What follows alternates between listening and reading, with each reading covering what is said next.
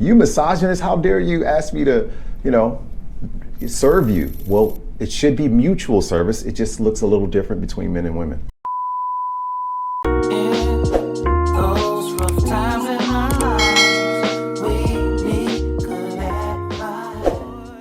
Would you say we lost it within the last generation or 2 generations, or were we building up to this over the last 7 generations? It's kind of like the reverse curve of technology. Like technology has kind of crept up. 1800s, we had some things. 1900s, mid-19s, and then it just starts to go crazy. Right now, we're in the AI era where it's just through the roof. It's the same way with the depreciation of traditional values and the things that made us good people and made us, like good stock. My folks are from down south. Like, we come from good stock. People just took pride in that. People don't care about those things anymore. It's just Southern hospitality. All of that kind of stuff, right? It's like to say to a woman, you know what, you want me to be a gentleman, right? What do gentlemen do? They open doors. They're gonna protect you, walk you to your car. They're gonna do all these things. These are traditional masculine things. But if I were to say, hey, if I come to your house, can you cook for me?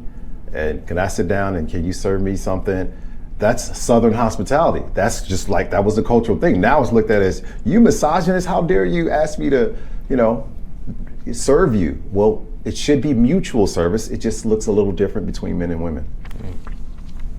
It's funny because as you were describing that scenario, a part of me felt a little confused. And it didn't feel confused. It felt a little disturbed by it because I think that's the New York City part of me, because I grew up in New York City. Mm-hmm. And that expectation was never there for me. Like when I went to another girl's house, it was, I just went there just to chill and, obviously, try to get in her pants. You're so transparent today. I love it, man. Yeah, but like just to go over and have her cook for me and, just take care of me. Mm-hmm. That like almost sounds weird, right? It feels weird to say. Mm-hmm. Mm-hmm. But at the same time, like there's also a deep, visceral, primal part of me that's going, yeah, that would be really nice. You would love that. As a man, that means a lot to you. Yeah, and if a woman does that for me, I'm gonna protect the shit out of her. Right. Like 5 dudes break into her house, I'm gonna end all 5 of those dudes' lives immediately over this woman who can cook and cook for me, take care of me, wash my clothes. I'm gonna go out. I'm gonna make so much money, and I'm gonna buy her all kinds of nice stuff because she can hook up a steak. I mean, it's little things, and that's the crazy part. But once you start missing those things, once it starts to be kind of we're meant to be fed certain things. I mean, kind of pun intended here. And as men, when we get fed those things, to your point, we would jump through a brick wall for you, but we're not getting those things. And then frankly, we're not giving back some of the things. So as men, we're also servants. We're supposed to be servant leaders, meaning we're going to put our family first ahead of us. So even if we're supposed to have the last say and when we can't agree, we should be making decisions for the family first. So the best way to put that is, as a parent, you're the ultimate sacrificial leader.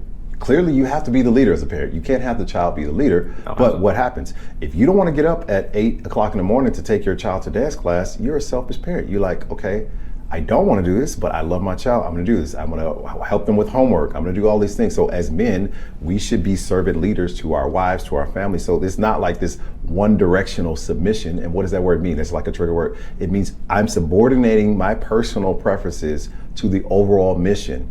And subordinate means to change the order or to make the priority somebody else. Doesn't mean you don't do anything for yourself. Doesn't mean you're a slave. Doesn't mean you have to just say whatever someone says. As a woman, it's giving positional authority to a man to say, I trust you enough. I picked a good leader.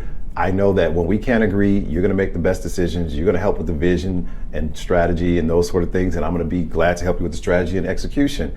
But then as a man, that means we should, for that, and we're going to have to be the ones to die if somebody's trying to come in in the middle of the night, we should be able to get right. Okay, for that, there's a price the other way, and that is, I don't want to have to fight you. I don't want to have to contend with you. I want you to honor me. I want you to respect me as a leader, and I want to be able to have your encouragement, your support, and these little things that come with positive feminine energy that seems to be lost now.